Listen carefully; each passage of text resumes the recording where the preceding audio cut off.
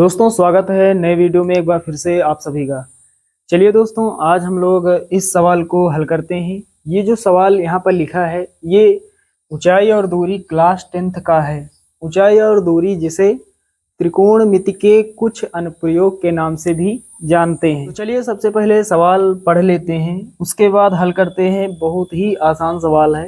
तो यहाँ पर लिखा है, भूमि पर स्थित बिंदु x से ऊर्ध्वाधर स्थित मीनार PQ के शीर्ष का उन्नयन कोण 60 अंश है। बिंदु x से 40 मीटर ऊंचाई पर स्थित बिंदु y से शीर्ष Q का उन्नयन कोण 45 अंश है। मीनार PQ की ऊंचाई तथा दूरी PX ज्ञात कीजिए। ऐसे सवालों को हल करना आसान कब होता है? जब आप चित्र अच्छे से बना ले जाते हैं। तो चित्र कैसे बनाएंगे? स्टेप बाय स्टेप सवाल को पढ़ेंगे और चित्र अपने आप ही कंप्लीट हो जाएगा। चलिए यहाँ पर समझते हैं चित्र कैसे बनाया जाता है। तो यहाँ पर लिखा है, भूमि पर स्थित बिंदु x से, भूमि पर स्थित बिंदु x से ऊर्ध्वाधर स्थित मीनार, ऊर्ध्वाधर का मतलब बिल्कुल सीधा, ऊर्ध्वाधर स्थित मीनार PQ, नाम दिया गया है मीनार का PQ के शीर्ष। चलिए पहले मीनार बना लेते हैं। तो यहाँ पर मान लेते हैं ये कोई मीनार है, नाम दिया गया है PQ। तो यहाँ पर बनाएंगे P और यहाँ पर Q। ये बिंदु P है और ये Q। लिखा है भूमि पर स्थित बिंदु X, ये कैपिटल X है। कोई भूमि पर स्थित बिंदु यहाँ पर है, मान लेते हैं यहाँ पर, नाम दिया गया है X, कैपिटल X। भूमि पर स्थित बिंदु X से यानी यहाँ से ऊर्ध्वाधर स्थित मीनार PQ के शीर्ष, PQ जो मीनार है ये मीनार का शीर्ष है और ये मीनार का पाद बिंदु है। PQ के शीर्ष का उन्नयन कोण 60 अंश है। तो यहाँ पर बिंदु X को Q से मिला देते हैं इस तरह से, और आधार रेखा बना देते हैं इस तरह से।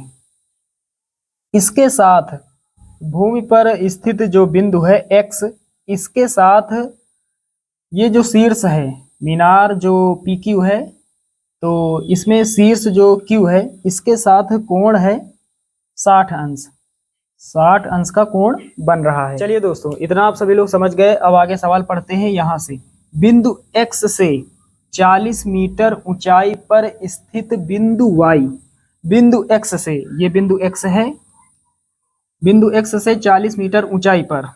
तो यहाँ पर मान लेते हैं इस तरह से, ये जो ऊंचाई है ये है 40 मीटर। बिंदु X से 40 मीटर ऊंचाई पर स्थित बिंदु, यहाँ पर कोई बिंदु है, इसका नाम हमें दिया गया है Y, कैपिटल Y है। बिंदु X से 40 मीटर की ऊंचाई पर, ये जो ऊंचाई है ये है 40 मीटर। बिंदु X से 40 मीटर की ऊंचाई पर स्थित बिंदु Y से शीर्ष Q, शीर्ष ये जो Q है, शीर्ष Q का उन्नयन कोण 45 अंश है। शीर्ष Q का इस बिंदु Y से कोण जो बन रहा है उन्नयन कोण, वो है 45 अंश। तो आधार रेखा बना देते हैं और यहाँ पर जो कोण बन रहा है ये बन रहा है 45 अंश का। दोस्तों, दृष्टि रेखा और आधार रेखा, इन दोनों के बीच में ही उन्नयन कोण और अवनमन कोण बनते हैं। चलिए ये आप सभी लोग जानते हैं। अब दोस्तों यहाँ पर आगे सवाल पढ़ते हैं। आगे लिखा है, मीनार PQ की ऊंचाई, ये जो मीनार है PQ, इसकी कुल कितनी ऊंचाई है ये हमें बतानी है। तो कुल ऊंचाई मान लेते हैं यहाँ से यहाँ तक H मीटर। यहाँ पर ये दोनों ऊंचाइयाँ बराबर हैं, ये ऊंचाई इस ऊंचाई के बराबर है। यहाँ पर एक बिंदु मान लेते हैं M, हमने मान लिया है M। यहाँ पर आप कोई भी बिंदु मान सकते हैं। तो यहाँ पर जो ऊंचाई XY है ये ऊंचाई PM के बराबर है।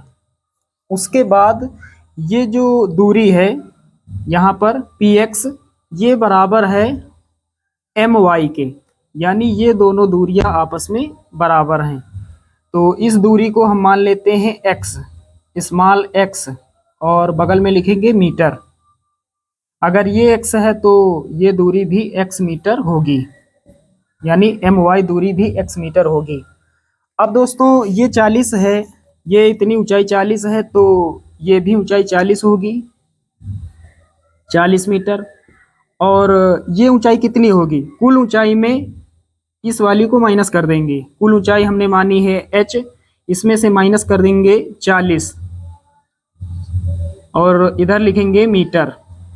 तो साथियों यहाँ पर MQ यानी ये वाली ऊंचाई कितनी होगी, h माइनस 40 मीटर, और ये वाली ऊंचाई इसके बराबर होगी। और कुल ऊंचाई कितनी है मीनार की, हमने मानी है स्मॉल h मीटर। तो हमें यहाँ पर x का मान निकालना है, px दूरी यानी x का मान, और स्मॉल h का मान निकालना है। तो चित्र कैसे हमने बनाया आप लोग समझ गए होंगे। चलिए दोस्तों अब आगे हल करते हैं। तो साथियों यहाँ पर हमें थोड़ा लिखना होता है, थोड़ा चित्र के बारे में थोड़ा सा हमें बताना होता है। तो यहाँ पर लिखेंगे माना PQ कोई मीनार है जिसकी ऊंचाई है h मीटर। तो यहाँ पर हमने क्या लिखा, माना PQ कोई मीनार है जिसकी ऊंचाई h मीटर है। माना PQ कोई मीनार है जिसकी ऊंचाई है h मीटर, बस इससे ज़्यादा आपको नहीं लिखना है। तो आगे कैसे हल करेंगे। अब यहाँ पर दोस्तों दो समकोण त्रिभुज बन रहे हैं, एक बन रहा है QXP और एक बन रहा है QYM। तो चलिए पहले कोई एक ले लेते हैं। तो यहाँ पर लिखेंगे समकोण त्रिभुज। चलिए ये वाला ले लेते हैं QXP, समकोण त्रिभुज QXP में समकोण त्रिभुज QXP की बात हो रही है। तो यहाँ पर लंब है PQ, यानी PQ का मान कितना है h। लंब और आधार का मान x हमने माना, तो लंब और आधार किसमें होता है, त्रिकोणमिति अनुपात tan। तो यहाँ पर लिखेंगे tan थीटा, कोण कितना है 60 अंश, तो tan 60 अंश बराबर लंब, यानी PQ का मान कितना है h, कुल ऊंचाई है h बटे आधार यानी px दूरी हमने मानी है x। तो लंब बटे आधार यानी h बटे x हो जाएगा। tan 60 का मान √3 होता है बराबर h बटे x। चलिए इधर थोड़ा सॉल्व कर लेते हैं। नीचे एक मान लेंगे, x का गुणा √3 से होगा तो x √3 हो जाएगा बराबर, इधर कितना हो जाएगा, एक का गुणा h से होगा तो h हो जाएगा। अब x का मान निकाल लेते हैं, तो x लिखेंगे बराबर लगाएंगे, √3 इधर गुणा कर रहा है इधर भाग करेगा यानी h के बटे में हो जाएगा। इसे हम मानेंगे समीकरण 1, x बराबर कितना h बटे √3।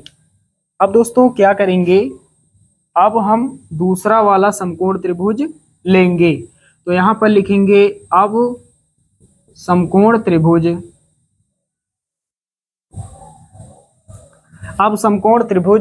QYM में। तो साथियों हमने समकोण त्रिभुज लिया है QYM। तो यहाँ पर लंब का मान पता है h माइनस 40, आधार पता है x।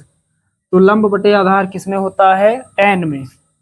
तो यहाँ पर लिखेंगे tan थीटा कितना है 45 अंश, तो tan 45 अंश बराबर कितना हो जाएगा, लंब बटे आधार, लंब कितना है h माइनस 40 बटे में आधार यानी my का मान कितना x। अब मान रख देंगे, tan 45 का मान 1 होता है बराबर h माइनस 40 बटे में x। तो तिर्यक गुणा करेंगे, x का गुणा x से होगा, x हो जाएगा बराबर h माइनस 40। इसे हम मान लेंगे समीकरण 2। अब यहाँ लिखेंगे समीकरण 1 व 2 से। तो यहाँ पर हमने क्या लिखा, समीकरण 1 व 2 से। समीकरण 1 जो है x के बराबर है और समीकरण 2 जो है वो भी x के बराबर है। तो जो बराबर होता है उसे हटा देते हैं। तो बायां पक्ष के बराबर है तो दायां पक्ष दाएं पक्ष के बराबर होगा। तो h बटे √3 बराबर होगा h माइनस 40। h minus 40। अब दोस्तों नीचे एक मान लेते हैं, थोड़ा हल कर लेते हैं। एक का गुणा h से होगा तो h हो जाएगा, उसके बाद √3 का गुणा h से होगा तो h √3 माइनस लगाएंगे। 40 का गुणा √3 से होगा तो 40 √3। h वाले पदों को एक तरफ कर लेते हैं, तो h इधर है प्लस का है, इधर आएगा माइनस का हो जाएगा। माइनस का 40 √3 है, इधर आएगा प्लस का हो जाएगा। तो ये इधर आएगा बराबर किस तरफ प्लस का हो जाएगा। 40 √3 बराबर h√3 ये वाला h √3 के पास आएगा तो माइनस का हो जाएगा, क्योंकि इधर बराबर किस तरफ प्लस का है तो माइनस का h। अब 40 √3 बराबर h कॉमन हो जाएगा तो कितना हो जाएगा √3 माइनस यहाँ से h हट जाएगा, 1 बचेगा। अब दोस्तों आगे हल करते हैं, हमें चाहिए सिर्फ h का मान, तो h को रोकेंगे, बाकी सबको इधर भेज देंगे। तो h के साथ ये गुणा कर रहा है, इधर आएगा बराबर किस तरफ भाग करेगा, यानी इसके बटे में हो जाएगा। 40 √3 बटे में कितना √3 माइनस 1 बराबर कितना h। अभी और सॉल्व करना होगा। चलिए इसको यहाँ से हटा देते हैं ये सारा कुछ, उसके बाद इसके आगे हल करते हैं, क्योंकि यहाँ पर जगह थोड़ी कम है। इसका आप स्क्रीनशॉट अच्छे से ले लीजिए।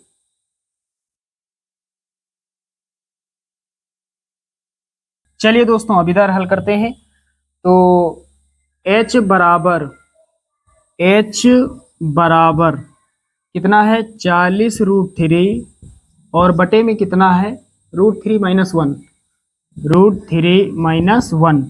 अब हम इसका करेंगे परिमेयकरण, तो हर का परिमेयकरण करेंगे। तो जब हर में दो संख्याएं होती हैं तो परिमेयकरण कैसे करते हैं, तो ये जो नीचे है यही ऊपर और यही हमें नीचे लिखना है गुणा के रूप में, अंश बटे हर के रूप में, लेकिन साइन को बदल कर। तो पहले गुणा का साइन लगाएंगे, √3 + 1 ऊपर लिखेंगे और √3 + 1 नीचे लिखेंगे। चलिए आगे हल करते हैं, तो 40 √3 का गुणा पहले √3 से होगा तो कितना हो जाएगा, पहले 40 हो जाएगा, √3 का √3 से होगा, रूट हट जाएगा 3 हो जाएगा, प्लस लगाएंगे। 40 √3 का गुणा 1 से होगा तो 40 √3 हो जाएगा। उसके बाद बटे का साइन, एक ब्रैकेट में a माइनस बी, एक में a प्लस बी। सूत्र जानते हैं आप सभी लोग, a² - b², a², a का मान कितना है √3 का स्क्वायर माइनस b², b का मान है 1 का स्क्वायर।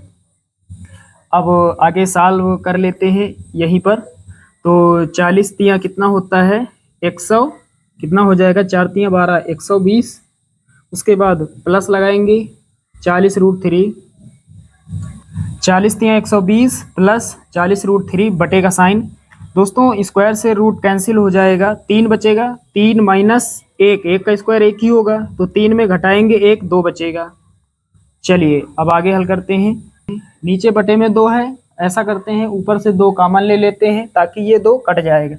ऊपर से 2 कॉमन लेंगे तो ऊपर कितना यहाँ पर हो जाएगा, तो 6 हो जाएगा और 0 यानी 60 होगा, 7 दूना 120 प्लस यहाँ पर 40 है तो 20 हो जाएगा, √3 बटे में कितना 2।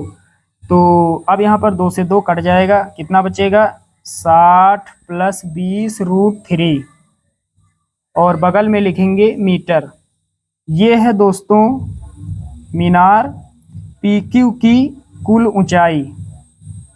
जो मीनार PQ है, इस मीनार की ऊंचाई कितनी होगी 60 + 20 √3 मीटर। यहाँ पर 20 कॉमन भी हो सकता है लेकिन कोई फ़ायदा नहीं, यही आंसर होगा। यहाँ पर ये जो है ये समीकरण 1 है और यहाँ पर ये जो है ये समीकरण 2 है। तो ये जो h का मान निकला है यहाँ पर, इस मान को समीकरण 1 में या फिर समीकरण 2 में हमें रख देना है।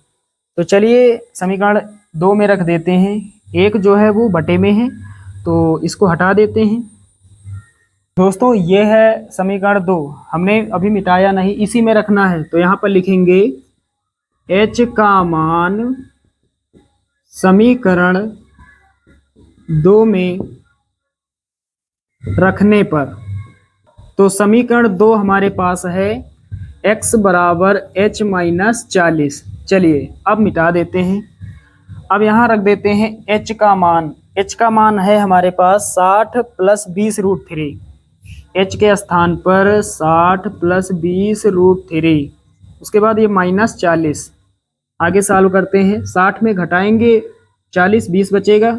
20 प्लस 20√3, 20√3। एक तो आंसर ये हो जाएगा। एक स्टेप आगे भी बढ़ा सकते हैं। क्या करेंगे, 20 कॉमन ले लेंगे। 20 यहाँ है, 20 यहाँ है, तो 20 कॉमन हो जाएगा। तो यहाँ पर 1 बचेगा प्लस यहाँ पर √3 बचेगा और बगल में लिखेंगे मीटर। हमने मीनार की ऊंचाई h का मान और px दूरी निकाल ली है। दोनों का मान हमने ज्ञात कर लिया है। तो साथियों, ये सवाल आप सभी लोग अच्छे से समझ गए होंगे। चलिए दोस्तों, मिलते हैं अगले वीडियो में। तब तक के लिए जय हिंद।